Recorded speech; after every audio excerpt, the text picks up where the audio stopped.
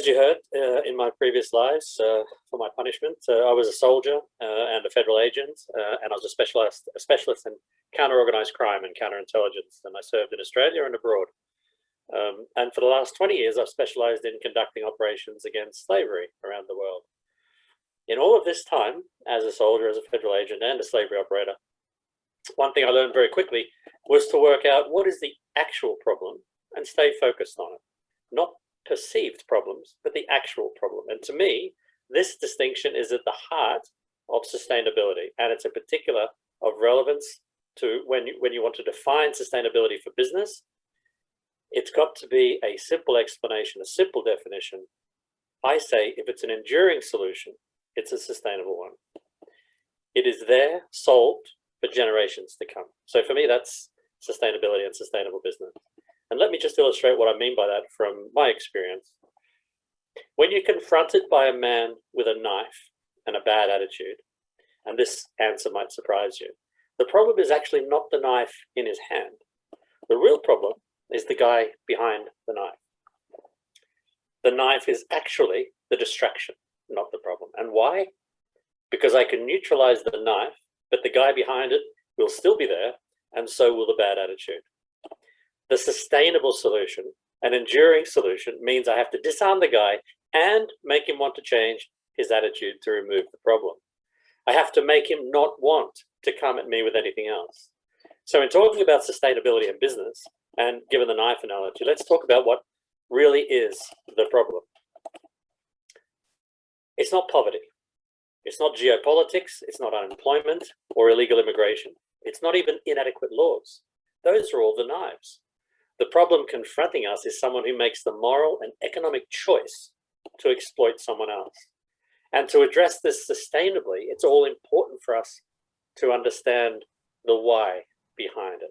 For one very simple reason, if we're not addressing the why, we've taken the knife away from someone who still means to do us harm. For exploiting others in the workplace, their why is that every single day they calculate it doesn't hurt their business to do so. And maybe even is profit-making advantage. They reason, although not always in these elaborate terms, there's no business advantage in them treating people better beyond the intrinsic good, largely because there's not a single thing in any market that presently differentiates business or product from each other on the basis of the human rights conditions behind them. If you have to think about any business you work with and any product you buy, how do you presently differentiate between them on human rights conditions? You don't.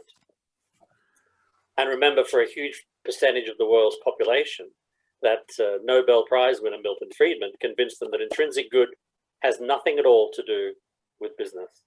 He told them to make money at any cost. And so they do just what he told them it was all about. And until about 5 years ago, MBA programs around the world were still Friedmanite in their nature. So that's the prevailing way business gets done. I'm happy to say things are changing. I'm now getting invited to speak to MBA programs about modern slavery. That would not have happened 5 or 10 years ago. So the problem for anyone addressing exploitation, whether legally it is considered human trafficking, forced labor, child labor, or slavery and servitude, is business people who don't find a place for intrinsic good in their business. And they abuse human rights because it doesn't hurt their business to do so. And this is enabled by all of us who consume, whether amateur or professional consumers, what comes from that business. Because consuming means we authorize it. When the City of London buys boots from a company that has used slavery, they're authorizing the way they're made. When we buy chocolate from a company that is using slavery, we're authorizing the way it was made. So this is how I came to create Slavefreetrade. After years of disarming guys all over the world, only to find them coming at us again and again and again, I thought this ends now. Let's address the actual problem, the guy behind the knife. Let's give that guy reasons not to come at us anymore. The slavers and exploiters I've met over the years are not, and you have to pardon my French, I speak very directly, they're not all complete assholes. Lots of them are just opportunistic users of people, like so many of the world's population, actually. And I call them Friedmanites, for want of a better word. Now, we can actually take a lot of them out of the business of slaving and exploiting by giving them something more positive to strive for. but it can't be about the intrinsic good. I've actually been trying that argument for 20 years. It doesn't fly with Friedmanites. I get told by wealth management firms in Geneva, human rights are not on our agenda. It still needs to boil down to money. We can give them a better place to be, but in fact, it needs to be a better market to be. They need to want to go there for commercial reasons.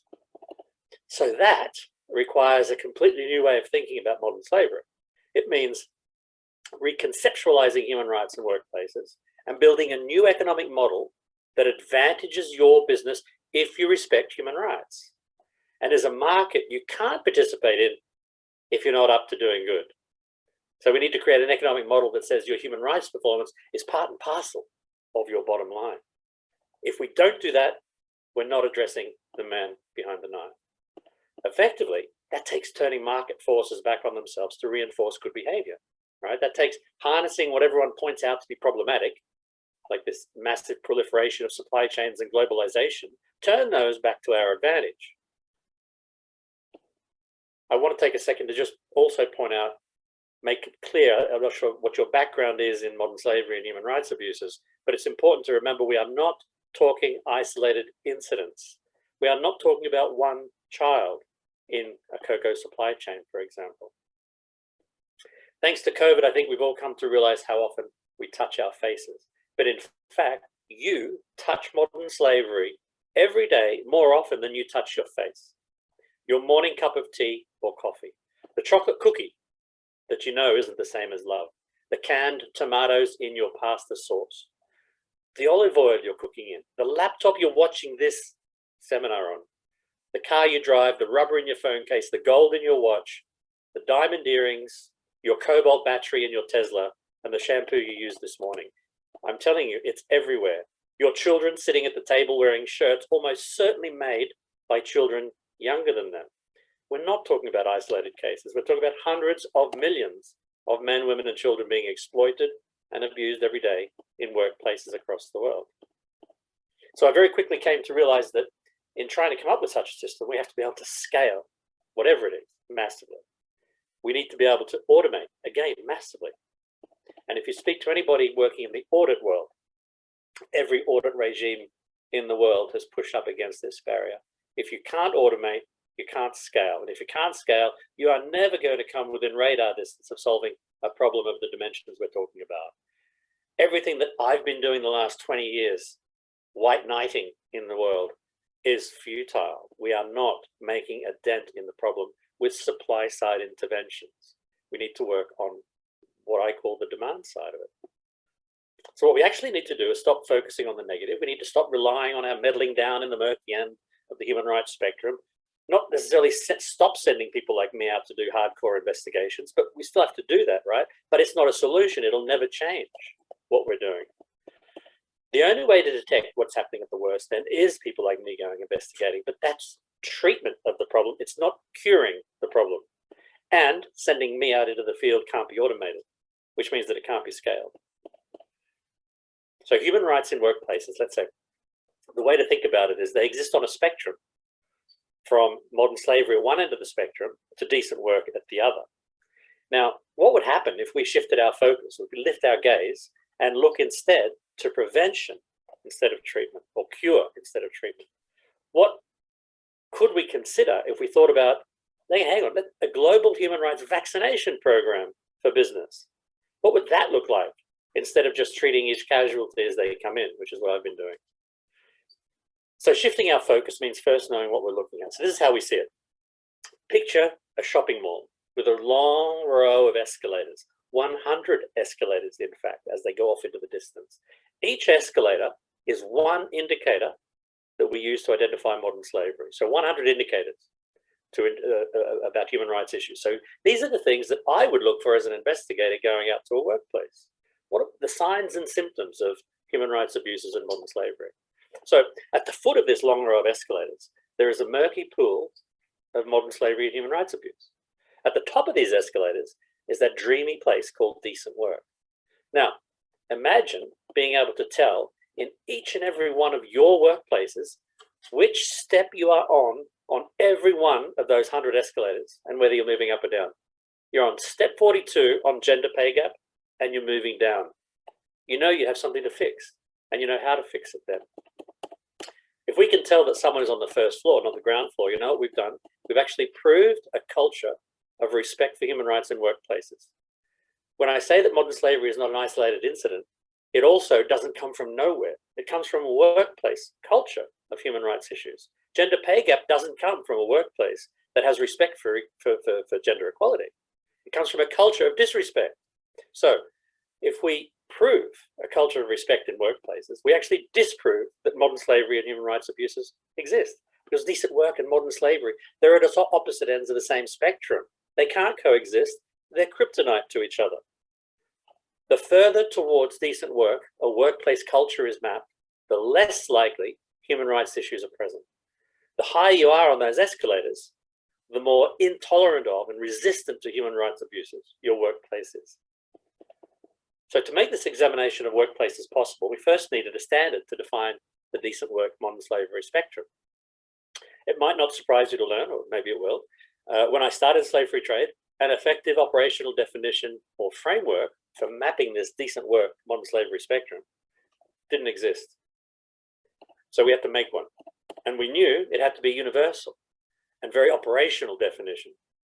We picked all the points of existing universally agreed international human rights law that relates to workplace rights and conditions, and we set out principles for decent work.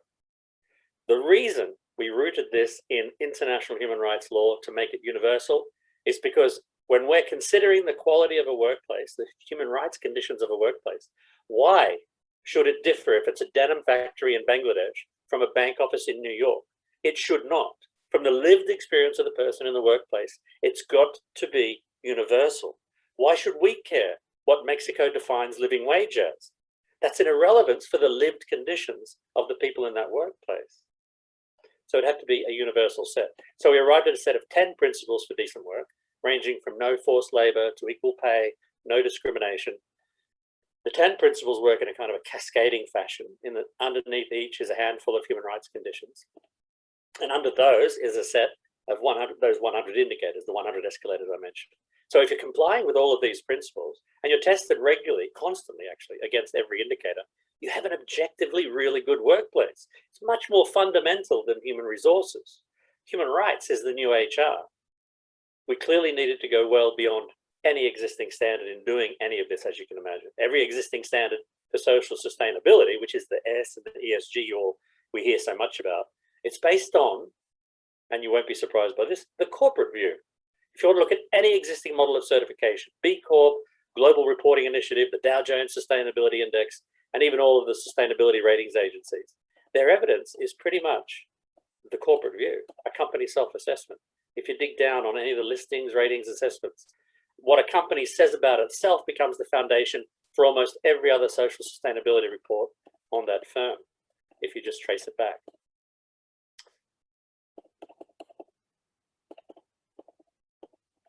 Call me untrusting, but I don't want to live in a house of cards that is built on a company's self-assessment or a company's third-party self-assessment. That is a company paid to write an assessment for another company. And I don't want millions of people's lives relying on that house of cards. We have to do better than just the corporate view. We need corroboration. We need proof of the pudding. So how do we corroborate the corporate view? Well, in Slave-Free Trade's model, what we do is simple. We ask everybody there in the workplace, aren't you, when you think about your workplace, aren't you the best arbiter of your conditions? Is it better that your CEO speaks about your conditions than you speak about your conditions? I don't think so. So at Slave-Free Trade, we put members, so this is members, companies join Slave-Free Trade to become human rights compliant through continuous, all the time, real-time assessment and monitoring. We have effectively four core processes, and they run parallel, but they are also used to cross-check and validate each other. So the four processes are values alignment, workforce assessment, network mapping, and impact communications. So values alignment is actually the corporate view I talked about. It's a kind of a desk audit, policy, legal compliance. The reason we have to have that, besides obviously involving the organization that joins Slave-Free Trade and assessing their standards, we want them to have the right toolkit. They need a policy and legal toolkit to deal with gender pay gap if we find it. with racial discrimination when we find it. They need policies and procedures in place to be able to deal with those. So that's why we do it. So, and then workforce assessment. So this is the key, right? This is the obtaining the individual view in workplaces. This is where we ask every single person in a workplace about their conditions. And we ask them, just like I would on an investigation, a blend of experiential and observational questions. So what has happened to them and what they see happening around them. And this way we get a 360-degree view of the workplace. And we feed them these questions all the time. Everybody gets 100 questions a year spaced out in little allotments every month, randomized.